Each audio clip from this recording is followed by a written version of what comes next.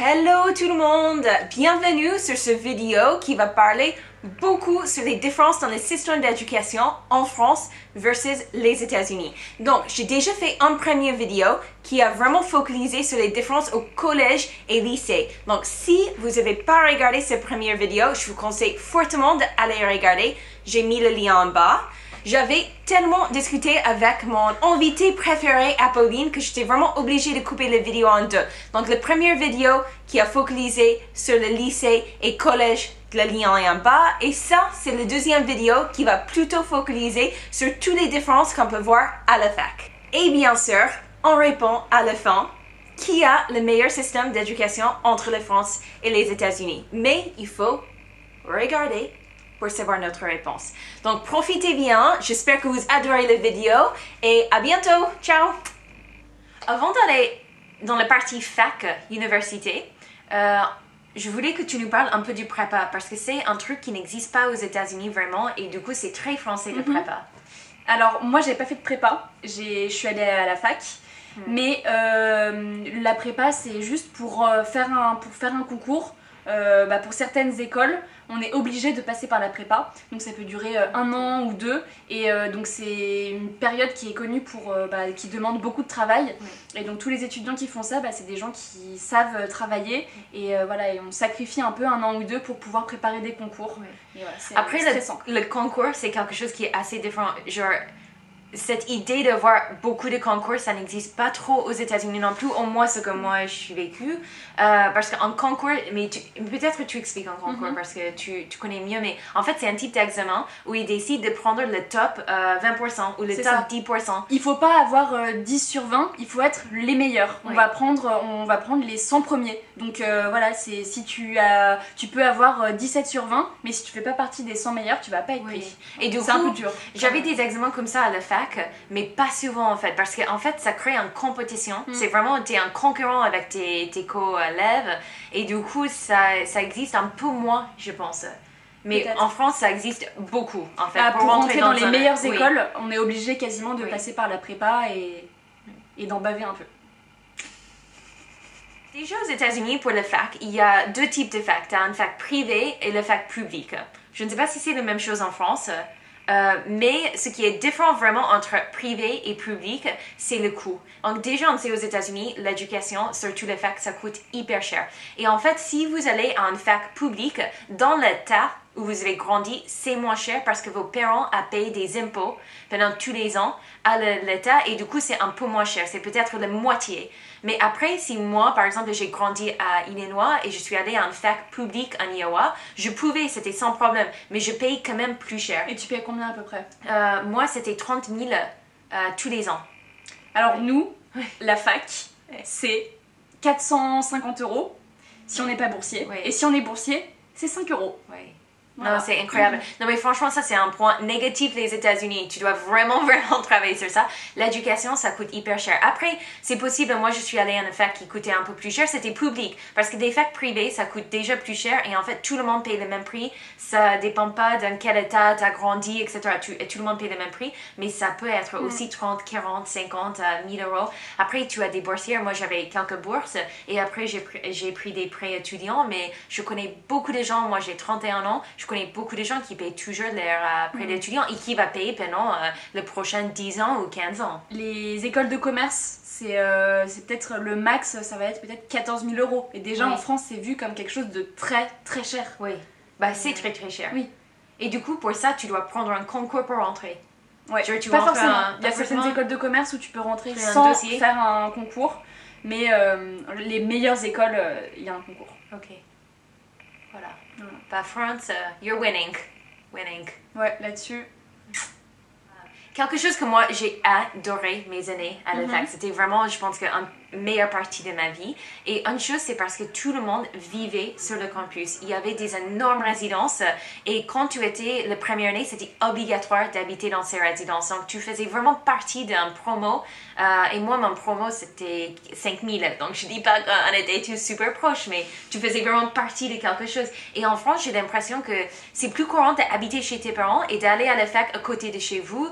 Et genre, vous habitez pas vraiment dans un résidence, ça dépend vraiment de là où tu as grandi, mais quand on a grandi en région parisienne ou à Paris, bah en fait on va à la fac à côté de chez soi, et donc la plupart des gens continuent de vivre chez leurs parents, ou bien s'ils veulent aller dans une fac qui est loin de chez eux, bah ils vont aller plutôt dans une coloc. Ou bien s'ils sont vraiment sur une fac qui est vraiment grosse avec un campus, ils vont aller éventuellement dans le campus, mais c'est quand même pas... pour nous c'est vraiment, c'est ouf. En fait il y a une ambiance, vraiment c'était trop sympa. Il y avait même un élève qui avait un 3e et 4e année qui vivait sur l'étage avec tous les nouveaux élèves qui arrivent et qui se coupent de vous, qui prennent soin de vous, qui rencontrent vos parents quand vous arrivez pour les premières journées. Et en fait vous avez un peu un maire qui est là pour vous aider aussi et être là si vous avez besoin de quelque chose. Mais non, nous la fac, et puis alors en droit, c'était quand même pas la fac la plus fun du monde, mais nous il y avait vraiment pas d'ambiance. Quelque chose que j'ai déjà discuté une fois avec Apple, quand moi j'étais au lycée et un peu la fac aussi, on a beaucoup travaillé sur le côté oral. Donc beaucoup de... c'est une exposition? Un exposé. Un exposé. Beaucoup d'exposés. Il fallait, même quand j'étais en train d'apprendre le français, je devais faire des expos en français devant mon classe, même si ça durait 2 minutes. Et donc, toi, tu m'avais dit qu'il y avait beaucoup moins d'expos et moi, à l'aise quand il faut prendre la parole à l'oral. Je sais pas si c'est mon expérience à moi ou si c'est une généralité, mais j'ai quand même l'impression que dans le système français, on nous pousse pas trop à travailler l'oral, à faire des travaux en groupe aussi. Ça c'est quelque chose qui se voit pas trop. Les exposés c'est quand même assez rare, et je pense que du coup les Français sont pas très bons à l'oral quand ils arrivent dans la vie professionnelle, et vous êtes peut-être un peu meilleurs là-dessus. Et voilà, nous on nous pousse pas trop à se lâcher et à s'exprimer devant un public. C'est vrai qu'on fait ça souvent aux États-Unis, et quelque chose que j'ai noté parce que je travaille pour une entreprise française maintenant, c'est qu'ils proposent beaucoup de formations pour prendre la parole et d'être plus à l'aise devant les gens, et comment il faut utiliser les mains et comment il faut regarder les gens et parler plus lentement. Et du coup, je pense que tu as raison quand tu dis que peut-être que c'est pas juste toi, mais c'est un peu, en France, c'est un peu comme ça, moins de focus sur ça. On n'est pas très à l'aise à l'oral, et on n'est pas très à l'aise en anglais, parce qu'on commence un peu tard l'anglais aussi. Mais des fois, on parle anglais avec Apple, tu es meilleur. Tu parles anglais au bureau? Pas du tout. Ok. Pas du tout. Heureusement. Pour eux. Il y a un truc pour moi qui est trop cool en France, c'est les alternances et les stages. Donc toi, tu es en alternance en ce moment? Je suis étudiante, donc je suis en alternance. Donc le lundi et le mardi, je suis à la fac. Je fais mes études de droit. Et le mercredi, le jeudi et vendredi, je suis dans une entreprise. C'est trop bien. C'est trop bien parce que tu as l'expérience de l'entreprise en même temps que tu continues à faire tes études. Et en fait, si j'ai bien compris, l'école paye aussi... non. Mon entreprise, c'est mon entreprise qui paye mon école, parce que mon année, elle coûte à peu près 10 000 €. Et c'est mon entreprise qui paye l'école. Donc je suis payée. Et en plus, je suis plutôt bien payée en plus. Et c'est l'entreprise qui paye l'école. Et voilà, et donc du coup ça me fait de l'expérience professionnelle, et ça c'est quelque chose qui est vraiment encouragé par le gouvernement. Donc il y a de plus en plus d'étudiants qui font leurs années en alternance, c'est très bien vu, et ça c'est vraiment cool. Parce que nous, on n'a pas, moi je suis pas au courant de ce type de système aux États-Unis, et nous on peut faire des stages aux États-Unis, mais en fait vu que l'école coûte tellement d'argent, la plupart des personnes ils vont travailler pour gagner de l'argent. Donc c'était pas travailler pour gagner de l'expérience dans le métier que tu souhaites faire, c'est de faire un travail où tu peux gagner le maximum d'argent pour vivre. Et donc quand je suis arrivée en France pour un master, j'étais aux côtés des personnes qui ont fait des stages ou des alternances pendant des années. Donc en fait ils avaient beaucoup d'expérience. Donc après quand tu vas être embauché, quand tu finis tes études, les personnes, les recruteurs en France, je trouve qu'ils attendent que tu avais déjà genre 2 ans d'expérience dans le métier où tu souhaites être embauché. Et aux États-Unis, je trouve que ça c'est un peu différent. Alors après, il y a un petit point négatif quand même avec les stages en France, c'est que on nous demande pour trouver du boulot d'avoir de l'expérience et d'avoir fait des stages, mais c'est compliqué de trouver un stage. Du coup, ils attendent que tu aies l'expérience. Parce qu'ils attendent qu'on ait de l'expérience. Donc pour faire des stages, il faut avoir fait des stages, mais pour faire des stages, il faut avoir fait des stages. Enfin, c'est un peu... Voilà. Donc ça, c'est un point un peu négatif, mais qui reste quand même positif, parce que on encourage vraiment les étudiants français à acquérir de l'expérience professionnelle avant de rentrer dans la vie active. Tu trouves que c'est bien payé les stages en France? Alors, c'est pas vraiment bien payé, parce que déjà, si tu fais un stage de moins de 2 mois, tu es pas forcément... on a le droit de pas te payer. Et au-delà de 2 mois, c'est à peu près 400 € par mois.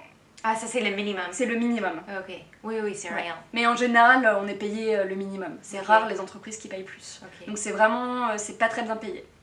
Mais bon, ça fait de l'expérience. C'est l'expérience. Ouais. Il faut avoir l'expérience pour avoir le travail. Cercle vicieuse. Exactement. T'aimes bien ces vocabulaires que je mets des C'est fois? pas mal, hein. Il y avait beaucoup de différences entre les États-Unis et la France et du coup, Apple et moi, on a fait un peu de recherche par Internet pour savoir si un des pays était mieux classé pour l'éducation. Et aussi s'il y a c'est un des pays les plus intelligents. Ouais. Est-ce qu'on est mieux formé en France ou aux États-Unis? Et qu'est-ce qu'on a retrouvé? Qu'en fait, on est assez égal. On doit dire qu'on a regardé pas mal d'études et finalement les classements, la France et les États-Unis sont très proches en termes de l'éducation et on n'est pas les meilleurs non plus. Genre c'est plutôt en Asie ou c'est un peu l'Europe nordique qui sont vraiment classés top, mais on peut avoir des systèmes très très différents et finalement ça ne veut pas dire que l'éducation à la fin que c'est pas égal. C'est peut-être mieux en fonction des personnalités. Oui. Voilà, on est peut-être plus à l'aise dans un système français en fonction d'une personnalité que dans un autre système. Je sais pas. À voir. Donc, merci tout le monde de nous avoir regardés. C'était un vrai plaisir de voir un de mes invités préférés, un de mes Françaises préférées avec moi dans cette vidéo.